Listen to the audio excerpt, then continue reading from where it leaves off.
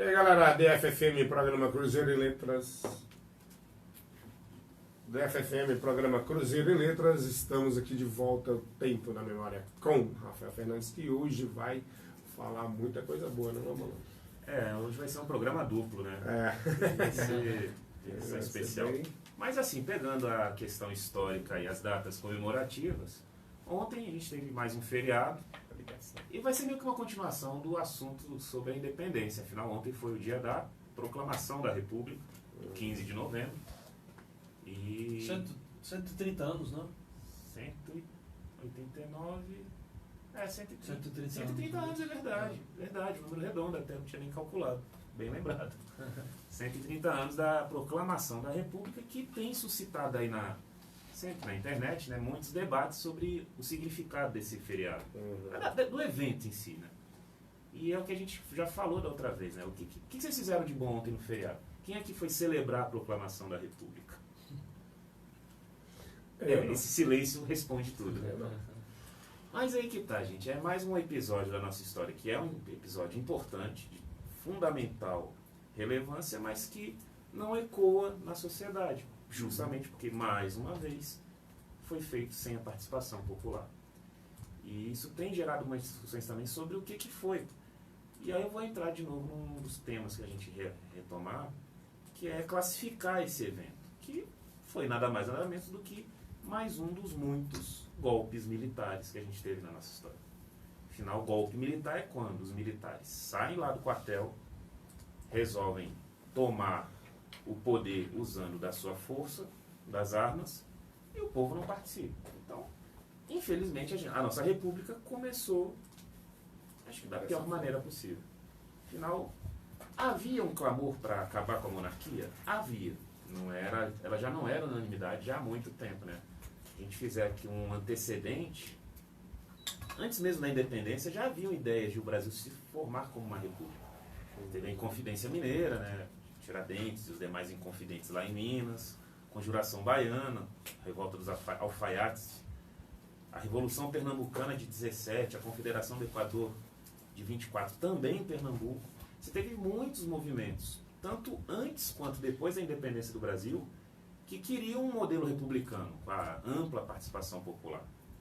Mas a independência foi do jeito que foi, o Dom Pedro proclamou a separação do Brasil, instaurou-se uma monarquia, aliás, a única monarquia em todo o continente americano, que já era um negócio esquisito, bem diferente do padrão local. E durou bastante, né? Você tem em torno de 70, 80 anos de duração da monarquia, sendo que o governo do Dom Pedro II foi disparado o mais longo da história do Brasil. Ele foi imperador por 49 anos, entrou garoto, com 14, né, no golpe da maioridade. Também já começou com golpe. Era para ele ter assumido com 18, teve aquela crise lá na regência com muitas revoltas, resolveram adiantar. Com 14 ele sobe ao trono, só vai sair já com mais de 60 e tantos anos. Né? É porque ali já começou a instalação da o menor aprendiz com 14 anos. Foi aprender num lugar bem complicado, né? Foi daí que surgiu essa ideia do menor aprendiz, tá ligado? Foi só no cargo mais alto da nação, mas tudo bem. O garoto segurou a onda. Eu sou modesto, né? Mas ele segurou bem. E aí que tá, há uma controvérsia muito grande, eu vi muitos comentários, o pessoal se deixa levar muito pelas paixões, pelas opiniões, e realmente naquela época também houve uma separação. Uma coisa foi a figura do Dom Pedro II, a pessoa, e a outra foi o sistema, a forma de governo aqui. São duas coisas que precisam ser analisadas distintamente, por quê? O Dom Pedro II, realmente, ele foi criado desde os 5 anos, quando o Dom Pedro I abdicou, ele já sabia com 5 anos que ele seria imperador, ele começou a ser educado para isso. Assumiu com 14, continuou a educação dele. E ele sempre foi visto realmente como um intelectual, né? Ele cresceu muito com essa preocupação de estudar, de ter um conhecimento. E do ponto de vista científico, educacional, dentro da realidade da época, ele realmente trouxe alguns avanços para a realidade brasileira. E era um cara que demonstrava assim, uma paixão grande pelo país. Eu acho que o caráter do Dom Pedro II, dentro da realidade, apesar de ter abolido a escravidão logo cedo, né, ter mantido toda essa questão aristocrática, mas naquele contexto ali ele era realmente visto como um intelectual, uma pessoa que tinha preocupações um tanto à frente do que era o comum.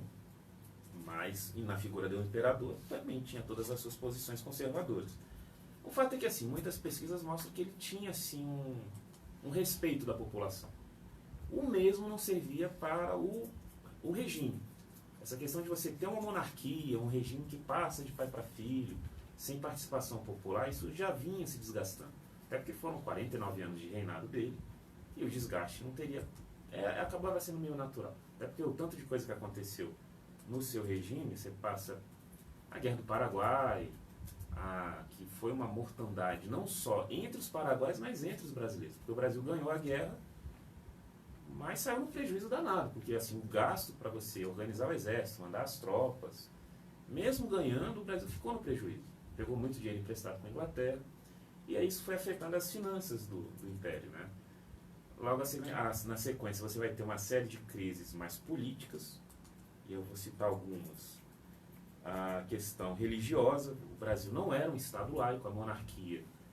A primeira Constituição tinha colocado a Igreja Católica como a religião oficial, só que isso dava ao imperador o direito de intervir em assuntos religiosos. Né? O Papa mandava ordens lá de Roma para os bispos no Brasil, mas os bispos só podiam executar se o imperador desse o ok. Isso acabou gerando muito desgaste com a Igreja Católica, que sempre foi muito importante, muito poderosa e presente na vida do Brasil. Isso foi desgastando muito a imagem do imperador. Houve a questão lá da prisão de 2 bispos que não aceitaram expulsar maçons da igreja. E, enfim, foi desgastando muito a imagem. A questão da sucessão também, né? Por mais que as pessoas gostassem do Dom Pedro, o pessoal tinha medo de quem vinha na sequência, porque a sucessora era a princesa Isabel e ela era casada com um francês chamado Conde D, que era super famoso pela sua arrogância, antipatia e nem sabia falar português direito. Cara legal. Era o cara que o pessoal olhava e... esse aí para governar o Brasil não dá. Porque assim, seria a princesa Isabel a imperatriz, mas ela sendo casada, ele também teria toda a influência. Isso causava muita preocupação na época. Né? O Brasil vai ser governado por um francês antipático, que não fala a nossa língua. Muita gente já começava também a ver o fim da monarquia como uma possibilidade. Mas o que se levantava muitas vezes era que, vamos esperar o Dom Pedro falecer, né? Velhinho, aquela imagem de Papai Noel, não vai durar muito, ele acabando, ele morrendo, aí a gente termina o regime. Isso circulava muito em alguns grupos republicanos. Outros eram mais radicais, achavam que sim, tinha que acabar logo e tinha que ser com revolução, o povo ir para a rua, tomar o poder e acabar com esse regime que não resolvia mais os problemas da nação. Só que a coisa aconteceu da maneira, eu vou dizer, a mais patética possível. Porque nem foi revolução, nem foi uma mobilização muito grande. O golpe, e é realmente um golpe militar, ele surgiu de uma conspiração, como surgem todos os golpes, mas de um grupo muito pequeno de pessoas. Entre os republicanos você tinha muitos civis, mas vai ser entre os militares mesmo que a coisa vai acontecer. Você tem a figura do Benjamin Constant, que é um dos idealizadores da República no Brasil, que foi buscar apoio de um monarquista, um militar que apoiava, que inclusive era amigo pessoal de Dom Pedro II, mas que ele via na liderança dessa pessoa o homem para dar fim ao Império e começar a República, que era o Marechal Deodoro da Fonseca, que tinha muita resistência a fazer isso, mas acabou se deixando levar por uma coisa que hoje a gente chama de fake news, mas foi muito boato na época que levaram o Deodoro a tomar a atitude que tomou, né? E assim, eu tenho um vídeo do Eduardo Bueno contando essa história, muito engraçado o jeito que ele conta, mas a coisa foi muito mais por uma crise de ciúme com inveja e vingança do que um interesse devidamente republicano. O que aconteceu? Conspiração mesmo.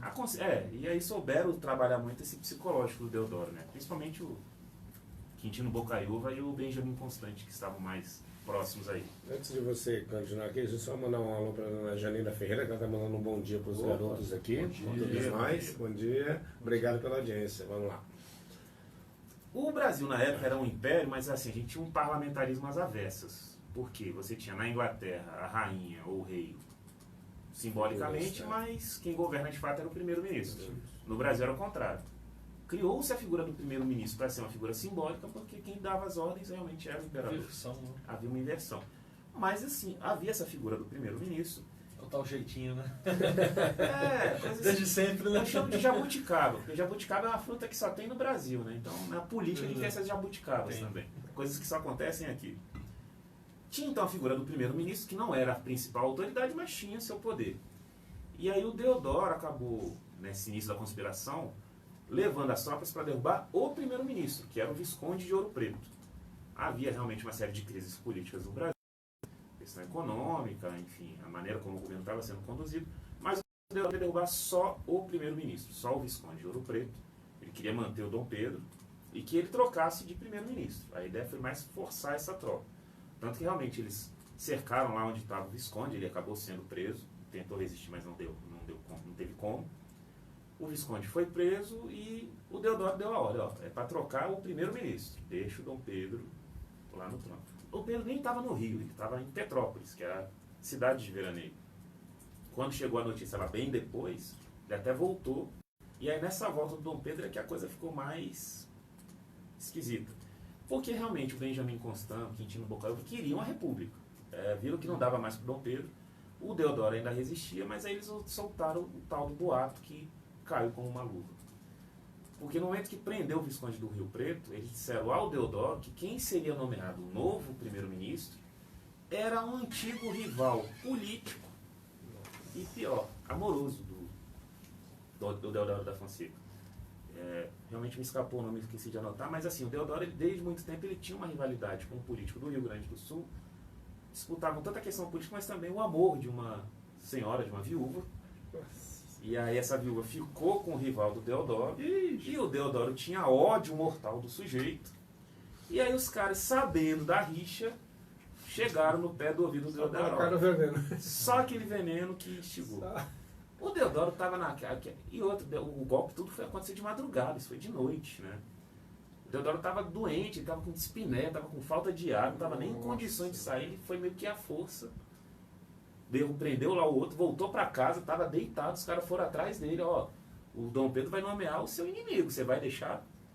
Aí ele, não, é sacanagem. Então, já que é assim, eu vou acabar com a monarquia. Vou pegar os soldados e vou para a rua de novo. Subiu, foi lá para o quartel, ele morava do lado, lá no Rio de Janeiro, não sei para quem conhece, é o Campo de Santana, e do outro lado da rua fica hoje o Palácio Duque de Caxias, que era o quartel, da onde ele pegou os soldados, comandou lá as tropas, subiu no cavalo, foi para o Campo de Santana e proclamou a República no meio da praça, de madrugada, o povo todo dormindo. E aí depois... Tanto que uma das frases famosas o brasileiro foi dormir monarquia e acordou república. O povo nem literalmente não sabe o que aconteceu. Tanto tem um livro famoso também que chama Os Bestializados, porque o autor cita que o povo brasileiro assistiu Bestializado e realmente a gente ficou feito besta nessa mudança, porque ninguém perguntou nada pro povo, não foi feita uma consulta. Não, o Deodoro se irritou, ficou bravo e mandou o Dom Pedro embora e vai embora. E pronto, acabou. Por isso que é um lance muito patético, porque assim, as pessoas, por mais que tivessem republicanos, havia na população um desejo, um regime onde as pessoas tivessem maior participação, esse regime foi instaurado sem a mesma participação. E aí o 15 de novembro, da madrugada do dia 15 para o dia 16, dão um ultimato para o Dom Pedro. Ele poderia ter resistido, porque o golpe foi mais do exército, e nem era todo o exército, mas realmente era um contingente grande. Mas a Marinha, que era a outra força militar, apoiava o Dom Pedro. E aí o que se tem de notícias, de informações, é que ele mesmo preferiu, não vamos fazer um banho de sangue. Poderia ter tido uma guerra civil, o negócio poderia ter ficado feio. Já estava com a idade avançada e sabia que realmente poderia ser uma mortandade muito grande. E não, tudo bem. Pegou as coisas dele, chamou a família, pegaram um navio e foram para a Europa. Né, se exilaram em Lisboa. E aí pronto, e aí a população ainda estava tentando descobrir o que estava acontecendo. As notícias nos jornais foram sair mais só no dia 16, aí dia 17 é que foi realmente feito lá na Câmara Municipal, sem uma votação expressiva, sem quórum dos deputados, fizeram lá um decreto que instaurava a república oficialmente. Mas foi uma coisa completamente atropelada, sem os devidos trâmites legais. Começou muito estranho, muito esquisito. E aí vem um governo provisório, e o Deodoro, como líder do processo todo, por mais que ele tivesse resistido, ele acabou assumindo essa responsabilidade e virou o primeiro presidente da República, de maneira provisória, para depois ia ser eleito pelo Congresso, pelo Parlamento, não pelo povo ainda. O povo só vai votar para presidente mesmo em 1898. E também nem era todo o povo, porque a nova Constituição ela ainda limitava bastante. As mulheres não votavam. Não. Os analfabetos não votavam. E no início do século, final do século XIX, a grande maioria da população brasileira não tinha acesso à educação. Então a grande maioria era analfabeta. O número de eleitores do Brasil na época não chegava a 10%. Restrição dos direitos políticos, né? Total. Então você tinha 5% talvez da população que participou dessa escolha. Ou seja, há muitas críticas. Mas aí que está. É o interessante de você estudar a história e fazer a análise em cima dos fatos. O fato foi um golpe? Foi um golpe. Mas eu acho muito engraçado, para não dizer outra coisa, você ver um movimento hoje, em pleno século XXI, você tem um movimento monarquista no Brasil. O saudosismo, né? Cara, é o saudosismo de uma época que eles nem viveram, sabe? É uma coisa assim meio fora da caixinha, contexto, fora do real. Porque você defender, tudo bem, acabou errado a monarquia, não era a melhor maneira? Não era. Mas daí a justificar um retorno à monarquia, voltar a colocar uma pessoa com a figura de imperador do Brasil, e ainda mais porque ele é descendente, porque eles foram para a Europa, a princesa Isabel já tinha filhos, e hoje você tem aí o príncipe, se não me engano, Dom Luiz. O cara se chama de Dom, se considera príncipe herdeiro, e defende que deve voltar para a monarquia ao Brasil, que é um contrassenso total. Em 93, para quem não, de repente não lembre, vamos lá. A gente vai interromper aqui porque a gente está com uma ligação ao vivo. Ismar? Opa! Já está plugado? Alô, meus amigos, como estão todos? Tudo bom, Ismar? Maravilha. Tá por aí. Grande Ismar. Aí está Mauro Rocha, Rafael, Pedro Costa e quem mais? Os três. Trio. Os três mosqueteiros. Os três mosqueteiros. Meus amigos, meus caros, quero dizer que é um prazer imenso estar falando com vocês. Estou falando aqui direto da feira da Ponta Norte, viu, meus amigos? Bacana. Cadê o Mauro Rocha? O Mauro Rocha é o aniversário do dia, o aniversariante do dia. Da véspera. Da véspera, né? É, isso aí. Estamos por aqui. E aí, Ismar, como é que é? Já passou, né? Eu estou atrasado. Nunca, que isso.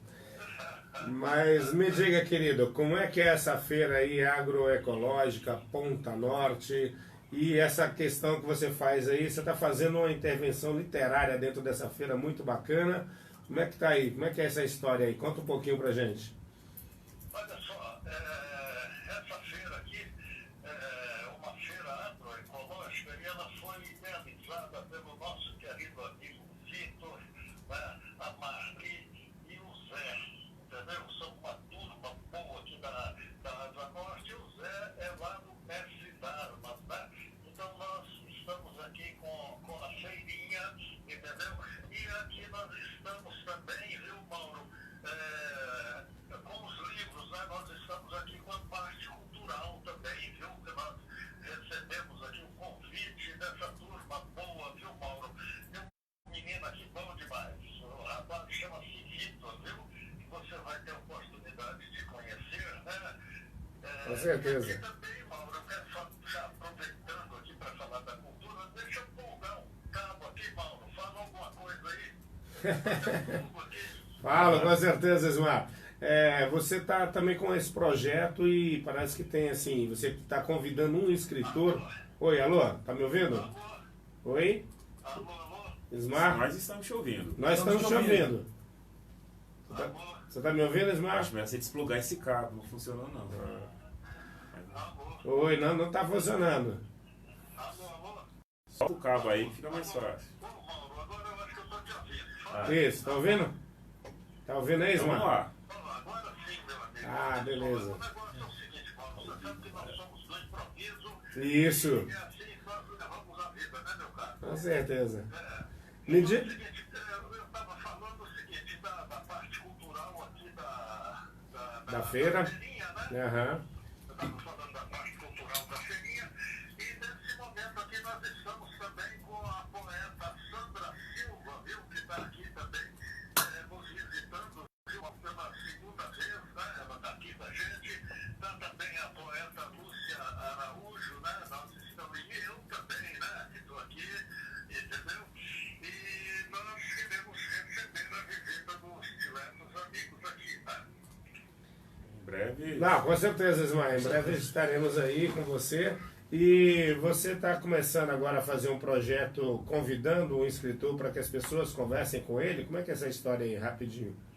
Exatamente, Mauro. Aqui é o seguinte, nós estamos aqui, mandamos inclusive confeccionar um banner, né? É o seguinte, converse com o escritor, né?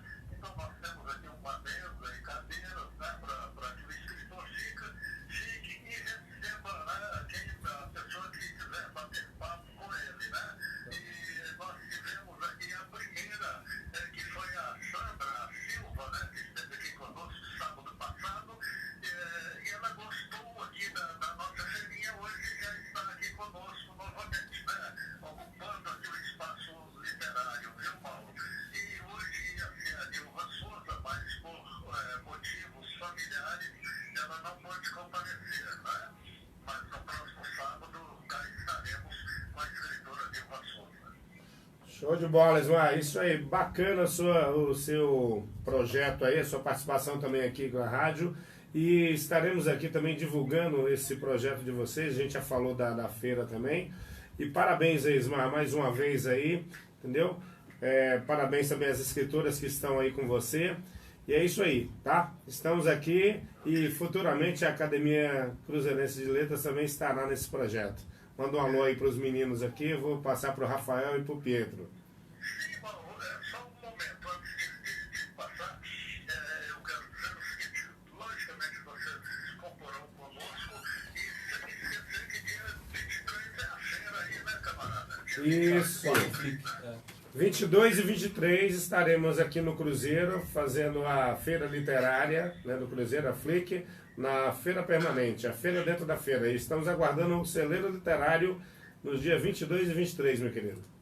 Maravilha, irmão. Bacana, Ismar. Aqui é o Rafael. Forte abraço aí para você e sucesso nesse evento. Valeu, Ismar. Conte conosco para somar forças em mais esse projeto importante. Viu? Um forte abraço aqui também do Pietro Costa. Ô, meu querido, olha, é um prazer falar com você. Você sabe que eu sou seu discípulo, né? A honra é minha, a honra é minha. É um prazer sempre falar com o poeta de linguagem tão refinada. Obrigado. A honra é nossa. Sou seu admirador, meu caro. É isso aí, Ismar. Obrigadão aí pela participação aqui no programa Cruzeiro e Letras. Estamos aqui e de vez em quando a gente vai fazer isso aí também, tá bom? Vamos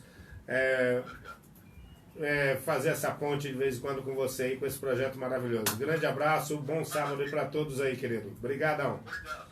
Muito obrigado. Abraço. Abraço para todos. Um abraço. Abraço. E para os ouvintes e assistentes, né? Um forte abraço. Obrigadão, Ismar. Valeu. Até. Valeu. Ó, então vamos retomar aqui. Eu já vou entrar já no segundo assunto, porque também eu falava dessa questão dos monarquistas, né? Que assim, as pessoas têm direito às suas opiniões e tudo, mas se a gente pensar no contexto histórico, o continente americano sempre foi republicano. E não são as crises que aconteceram ao longo desses 130 anos de república que justificam você também acabar com o regime e voltar com outro que também não era o mais adequado. Dom Pedro em si promoveu muita coisa bacana na área de ciência, de cultura, mas você tem um sistema onde as pessoas não escolhem o seu governante, achar que só pelo parlamento e o poder executivo fica na mão, é anacrônico. Eu acho que as pessoas precisam participar mais. O que falta no Brasil mesmo não é mudar o regime para onde você concentre na mão de uma pessoa, de um monarca, mas é que toda a população assuma o seu protagonismo, né? Não só votando, mas participando nos conselhos, nas comunidades. O que falta ao brasileiro, eu acho que é ser o protagonista da sua história. A gente sair de uma representatividade meramente formal, né? Exato, a gente tem que assumir o nosso papel. Só reclamar da política, eu acho que não é o caminho, é você atuar. E atuar não é só por meio da eleição, é no dia a dia, são várias as maneiras de você poder atuar. São pequenos gestos, né, que fazem a diferença mesmo, não Claro. tem como. Sim. E aí eu queria puxar já nessa questão do golpe também, entrando no outro assunto, como é que tá de tempo aí? Pode, Tá tá tranquilo? tranquilo. Que aí o nosso segundo bloco é um tema que tem a ver com o que está acontecendo agora no nosso continente, né? A América Latina passou aí por umas semanas... Turbulento. Tá Semana turbulenta. esquisitíssima a situação, mas o que isso tem a ver com o tema da proclamação?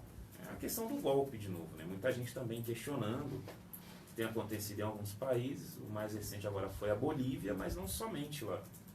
A gente, em questão de um mês, aí você teve uma série de protestos no Equador, a coisa ficou muito feia lá, com o povo reclamando a questão do aumento dos preços de passagem. Depois foi para o Chile. O Chile também passando por uma série de... E continua, no Chile não acabou. Não. O quebra-quebra continua lá, a população está mobilizada na rua. E a motivação de ambos, tanto no Chile quanto no Equador, é a mesma. A maneira como o governo vem conduzindo as políticas públicas, sempre tirando dos mais pobres. Um aumento de impostos, aumento de serviços, e o povo não tendo a devida prestação desses serviços.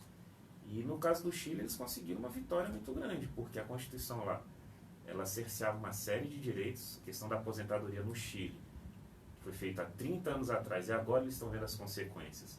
População idosa passando por...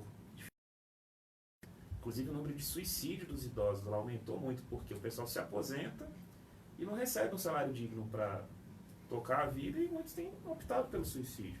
Isso levou a um caos social tão grande no Chile, e as pessoas que estão lá na rua estão querendo mudança, mudar esse tipo de regime.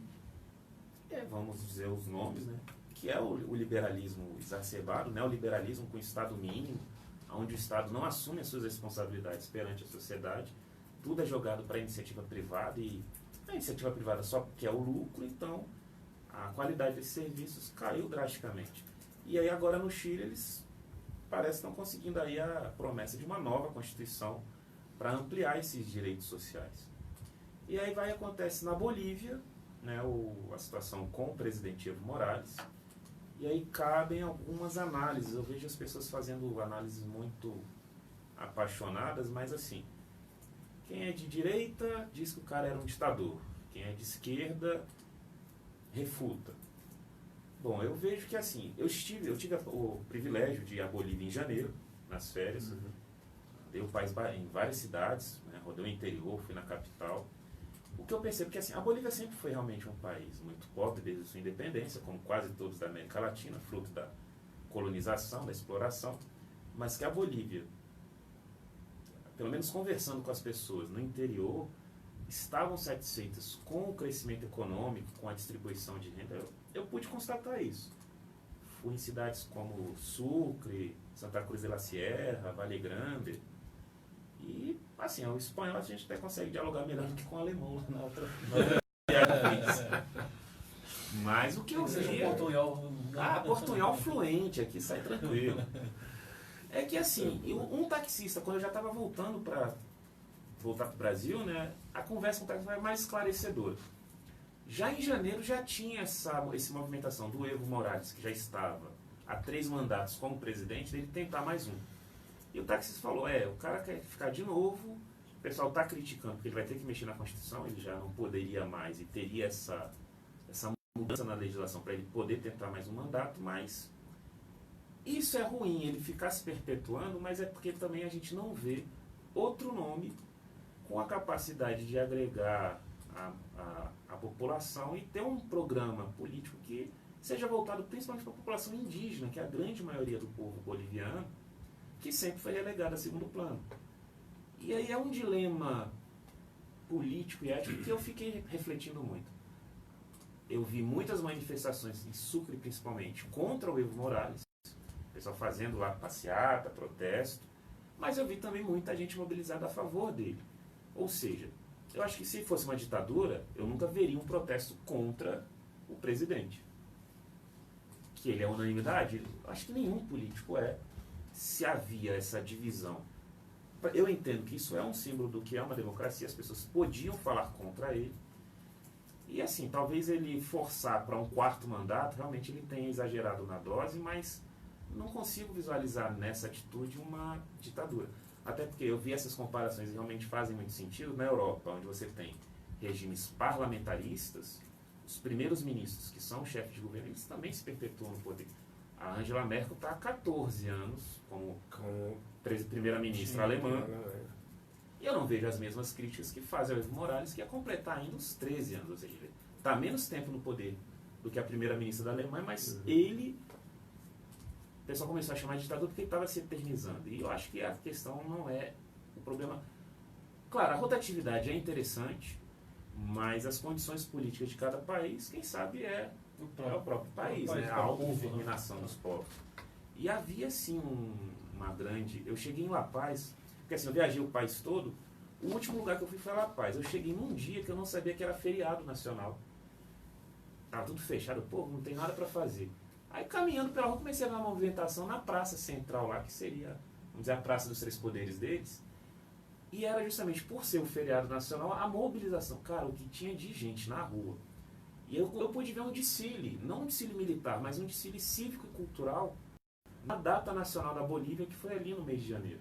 Cara, e o tanto de gente que estava na rua, vindo a mobilização de vários lugares do país, gente de todas as regiões, principalmente a presença dos indígenas, que é a maioria da população, o pessoal estava na rua com bandeira, não só a bandeira tricolor da Bolívia, mas uma bandeira que é muito bonita, que é chamada Huipala, que é uma bandeira que faz referência aos povos andinos, que é aquela quadriculada toda colorida. E lá eles usavam as duas bandeiras, as duas estavam em pé de igualdade. Essa bandeira quadriculada, ela virou o símbolo dos povos andinos e o Evo Morales alçou ela à condição de bandeira oficial também. E assim, sindicatos, trabalhadores rurais, cara, depois vocês puderem ver na internet lá no meu Facebook, acho que não sei se eu coloquei, acho que eu vou até pôr agora recentemente, como que ele tinha o apoio popular, o apreço da população. E aí, para depois dizer, o povo derrubou o Evo Morales, cara, não foi isso que aconteceu. O Evo, realmente, nessa questão, a OEA, a Organização dos Estados Americanos, ela foi acompanhar essa nova eleição. E aí disseram que houve fraude, que ele ganhou com uma vantagem muito grande, as pessoas começaram a desconfiar. O Evo falou que aceitava essa denúncia de fraude, que convocaria novas eleições. Ele, na verdade, não estava disposto a dar um golpe para continuar a qualquer preço. Ele havia já convocado. Isso foi numa sexta-feira. Mas já no domingo, pelo que a gente acompanha aqui na imprensa, as forças militares, o exército, fez aquele pedido de, meu amigo, tchau, vai embora. Tchau. Não dá. Não queremos mais. E aí ele ficou naquela. Poderia ter ficado e resistido? Poderia, mas aí viria a questão do... Cara, ele corria risco de vida. Mesmo que o exército falou que, olha, não vou mais te apoiar, se você ficar, você vai preso e daí para pior, eu acho que ele realmente tomou a atitude mais certa para ele e para a família dele, porque a casa se não me engano, 2 cunhadas tinha sido incendiada. Nossa. Governadores no interior do país também tiveram as casas invadidas. Fora aquela situação de uma prefeita de uma cidade no interior que foi, cara, ela foi humilhada publicamente de uma maneira desumana. Tiraram ela de dentro da prefeitura, cortaram os cabelos dela, tiraram as roupas dela, jogaram tinta e fizeram ela andar na rua daquela maneira totalmente degradante. Então você vê que há mais do que uma polarização, a questão de um ódio a uma política, a um grupo político que estava no poder já há algum tempo, mas a reação foi absurda. E hoje, e até hoje, você tem o quê? Uma semana vai completar da saída do Evo Morales, a Bolívia também está revirada. Porque as pessoas, e eu tenho visto muitos vídeos, não nos jornais das grandes emissoras, mas principalmente nas redes. As pessoas mostrando as passeatas dos bolivianos que apoiam o Evo, que não queriam que ele tivesse ido embora e que não aceitam e entendem que foi sim um golpe de Estado. Né? Hoje o governo está na mão de uma senadora que não era nem a terceira na linha sucessória. A mulher Aí que tá, virou moda, né? A tal da autoproclamação. Se autoproclamou. Né? Um congresso totalmente esvaziado, porque o partido do Evo, que é o MAS, ele não foi para essa sessão justamente para não dar legitimidade. Tinha pouquíssimos deputados e senadores e ela se elegeu lá com uma meia dúzia de amigos dela, virou a presidente e aí os militares aceitaram. Aí eu vi um comentário na internet, a esquerda só diz que é golpe quando é contra eles. Mas, cara, se são os militares, é golpe. Golpe de Estado acontece quando uma estrutura do Estado toma o poder. E quem fez isso foram os militares. Se fosse o povo indo na rua para tirar o Evo, aí era a revolução, aí era outra coisa. Mas não foi isso. O povo está indo na rua, não é porque queria tirá-lo, é para ele continuar. Então você vê que a reviravolta pela qual o país está passando é sintomático, porque não foi só lá, não é um caso isolado. O Chile está indo numa... O Chile está, na verdade, no sentido contrário, né? Você tem um governo colocado que está sendo cobrado e está tendo que recuar, embora recuando muito devagar, mas está dando sinais de recuo nas suas políticas públicas que não atendiam a população. No caso da Bolívia, a coisa tá do avesso, né? Tiraram um governo que apresentava essas políticas públicas e puseram um novo regime que a gente ainda não sabe, mas desconfia, e foi muito simbólico. Aí entra a questão também até do preconceito racial, porque o Evo é indígena, né? Ele exaltava muito a cultura indígena, a cultura andina, e os militares, lá o militar que tomou o poder entrou no palácio portando uma Bíblia, dizendo que agora Deus está com a Bolívia. Uma atitude conservadora que, assim, a Bolívia é um país plural. Aliás, o nome do país eu achava muito bacana quando eu via lá nas placas, é Estado Plurinacional da Bolívia. O que aconteceu aqui em Brasília foi um outro grande absurdo. Jamais os opositores do regime poderiam ter invadido uma embaixada, tomar, e o governo brasileiro fazer que não pode tomar nenhuma atitude. Dúbia, né? Ele ficou... Porque, né, o presidente falou uma coisa, o filho falou outra, a polícia ficou ali, não sei se eu entro, se eu não entro. O embaixador venezuelano, o oficial, pediu ajuda.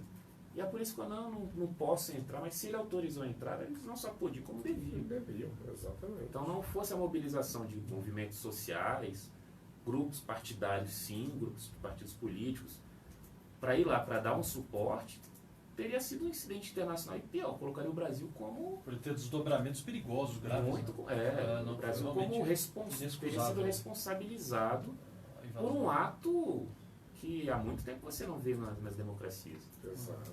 Então, assim...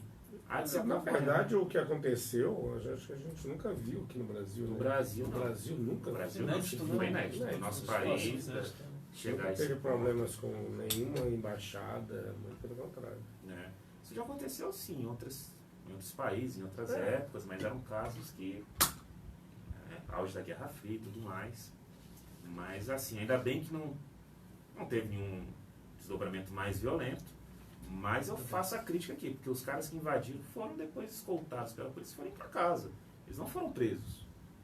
Então isso demonstra a dubiedade que foi até o final. Dubiedade, essa é a palavra. Eu acho que o maior problema da ação do governo do Estado brasileiro nesse fato foi a sua dubiedade que, enfim, deixou muitas dúvidas no ar, e eu creio que isso ainda vai ter desdobramentos aí mais para frente. Vamos aguardar os fatos, mas vamos principalmente nos informar, né? Tem muita notícia atravessada aí, mas buscar fontes alternativas, não ir só na grande imprensa, porque... E assim, essa informação tem que ser também, né, vista e com responsabilidade, mas assim, informações corretas, concretas, não fake news, como às vezes as pessoas pegam e vão jogando-se aleatoriamente, vão formando uma crítica, um posicionamento que acaba gerando algo pior, entendeu? Porque, então, tem que ter isso também. Se ficou muito comum, a minha opinião, cara, você pode ter toda a opinião, mas a opinião ela tem que ser embasada em dados, né? O achar pelo achar, só porque você acha mais bonito ou gosta de um ou de outro, não é suficiente. Não responde. E o que a gente tem visto muito aí nas redes sociais são meras opiniões sem o devido embasamento, conhecimento de causa. A questão da pós-verdade, né? É.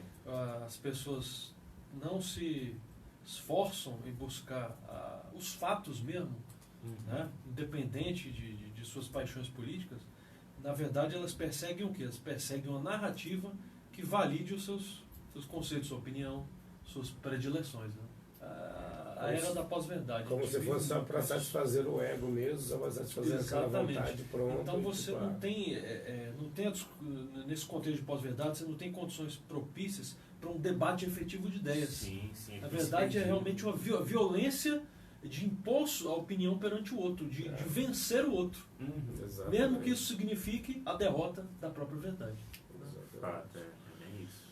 É o seguinte, é Mauri Rodrigues, obrigado aí, querido, pela presença aí, tá dando um bom dia pra rapaziada aqui, abraços aos apresentadores, Cleomar Campos também, bom e dia. Todos aí. E aí, Rafael, vamos lá? Então, finalizando, chamar todos a acompanhar mais o que está acontecendo nos nossos vizinhos. O Brasil não está isolado do mundo, tanto não está que a gente acabou. Acho que ainda está acontecendo a cúpula do BRICS. Sim. E não existe nação isolada, e ainda mais com os nossos vizinhos aqui de fronteira. Que não deveria, né? São os nossos irmãos, na verdade. Eu vim hoje com essa camisa, eu comprei lá na Bolívia, né? Bonita camisa de lá. Artesanal, né? Artesanal, é. Bacana, um modelo bem comum lá. Muito legal. E é algodão? É algodão. E a gente ter mais esses olhos para a América Latina. Não são nossos rivais, são nossos irmãos. Acho que essa integração do nosso continente ela é mais do que necessária e da maneira mais amistosa possível, sem espaço para golpe, sem espaço para apartheids e coisas do gênero. Né? Acho que a América Latina ela só tem a ganhar se os povos latino-americanos estiverem sempre unidos. Como tem a ganhar, né? Porque é forte pra caramba. Sim, todos aqui só tem a ganhar. Só tem a ganhar. Somos muito fortes. Então é isso, galera. Daqui a pouco o programa Cruzeiro em Letras vai ter a entrevista com o Chagall, compositor e cantor, tudo mais. A gente tá aguardando ele chegar. Vamos dar um breve intervalo. Daqui a pouco a gente volta, beleza? Daqui a pouquinho. Até mais.